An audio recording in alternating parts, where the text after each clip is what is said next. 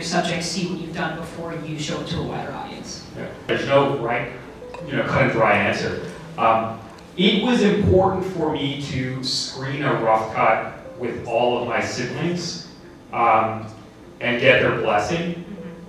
So much of the story was, they didn't have control over the edit, but also, there were just facts I might have gotten wrong or things just out of context that were just kind of weird. And it was really important for me to, for them to know, or for me to know that they, approved it. I think it depends on who you're portraying and how you're representing them. If there's, if it's an extremely negative portrayal and you don't need their blessing, I would say you probably wouldn't want to show that if you're making that kind of film. If it's like a Michael Moore expose. Sure.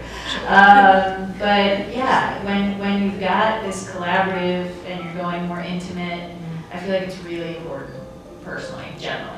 We felt like we wanted to screen the film. Peter was absolutely the first person to see the cut, and what I think my rule of thumb is, sharing the film with the character maybe a week before you lock picture. I think, like ethics, Ellie, it's kind of like a mirror. What would you want to have happen if a film was made about you that was 90 minutes long? Do you want to have your reaction, ready before you are watching it in front of an audience of hundreds of people?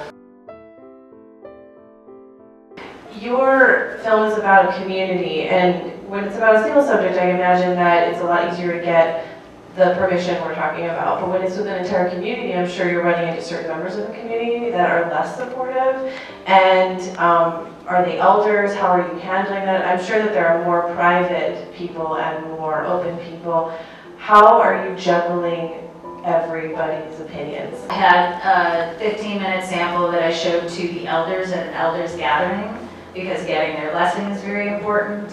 So that's going to be a continued process, doing screenings with them, selected scenes with featured subjects in private screenings at this point, so things can be discussed without any awkwardness about others watching. And the rollout plan is kind of, as it gets to a better shape, maybe we can get just a handful of featured subjects together and do a screening of a rough cut with them at that point. And then maybe a slightly bigger group with the fine cut. Should you allow yourself ownership of the telling of someone else's story? Being a subject, being a subject of the film, and also being so close to my siblings, my parents, my siblings all agree. I mean, I think I'm okay with at the end of the day kind of letting this kind of come out and kind of enter the public. In some ways, it kind of touches upon the idea of memory and like this deathbed confession that Edie makes, where this is in some ways the only way my parents can kind of live on.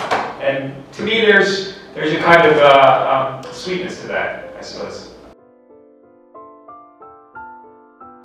How do you know, one, how to keep going, and how do you know when to end? You kind of take a leap of faith. You get to the point where maybe, the 2 or 3 directions, the endings your story could have, without it even happening. I think that even in the editing room, you could start to sort of shape material so you understand where you're beginning and where you're ending. Thank you very much to for filming.